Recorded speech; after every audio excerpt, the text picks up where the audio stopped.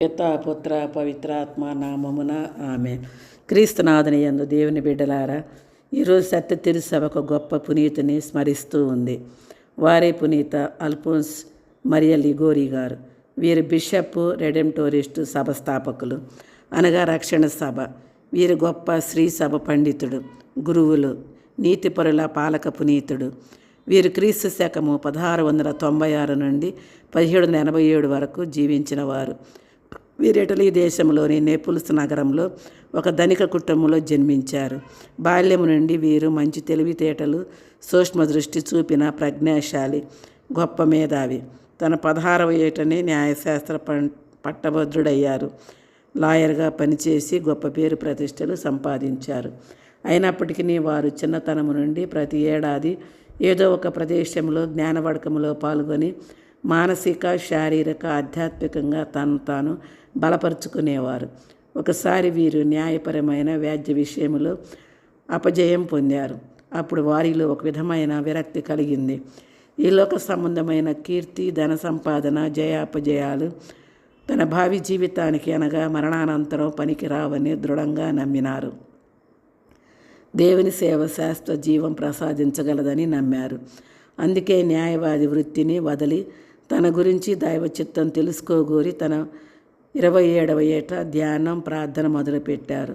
వారు ఇలా ప్రార్థించారు: ప్రభు, నన్నేమి చేయమంటారు? వెంటనే వారి అంతరాత్మ ఇలా ఘోషించింది: ఈ లోక జీవిత సౌఖ్యాలు విడిచిపెట్టి నన్ను అనుసరించు అని. అప్పుడు అల్ఫోన్స్ ది లిగోరి గారు వెంటనే తమ తండ్రిని కలుసుకొని తానొక గురువు కాదలుచుకున్నానని ఖండితంగా చెప్పారు. కుమారునిపై ఎన్నో ఆశలు పెట్టుకున్న తండ్రి అందుకు నిరాకరించాడు. ఆ సమయంలో లిగోరి గారి మేనమామైన పునీత జేమ్స్ గారు ఒక అగ్రపీఠాధిపతి. వారి సలహా మేరకు తమ కుమారుడు ఒక గురువు కావటానికి తండ్రి ప్రేమతో అనుమతించాడు.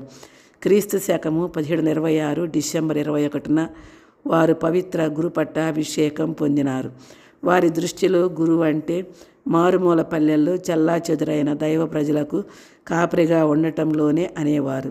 అదేవిధంగా పేదల పట్ల ప్రేమ కలిగి తన ప్రేమను ఇతరులకు పంచిపెట్టడం గురువు విధి అంటారు. తన బాధ్యతలు నెరవేర్చినారు. వీరు 1732 నవంబర్ 9వ తేదీన మహాపరిశుద్ధ విమోచకుని సభ ఏర్పాటు చేశారు. దీన్నే రక్షణ సభ అనగా రెడెంటోరిస్టు అంటారు. ఈ సభ ద్వారా అనేక పట్టణాలలో, పల్లె ప్రాంతాలలో సువార్తా ప్రచారం కొనసాగించారు. ఈనాడు మన గుంటూరు జిల్లాలోని తెనాలి పట్టణంలో కూడా రక్షణ సభ గురువులు పనిచేస్తూ ఉన్నారు. నిత్య సహాయమాతపై భక్తిని పెంపొందించటం వీరి యొక్క విధి. వీరు అనేక రచనలు చేశారు. అందులో ముఖ్యమైనవి మరియమాత మహిమలు, వాస్తవ క్రీస్తు సహవాసుడు. వీరు ఇలా అంటూ ఉండేవారు: ప్రార్థించేవారు రక్షింపబడతారు, ప్రార్థించని వారు శిక్షింపబడతారు అనే సందేశాన్ని ఇచ్చేవారు. 1775లో వారికి పక్షవాత రోగం సంప్రాప్తిచ్చింది.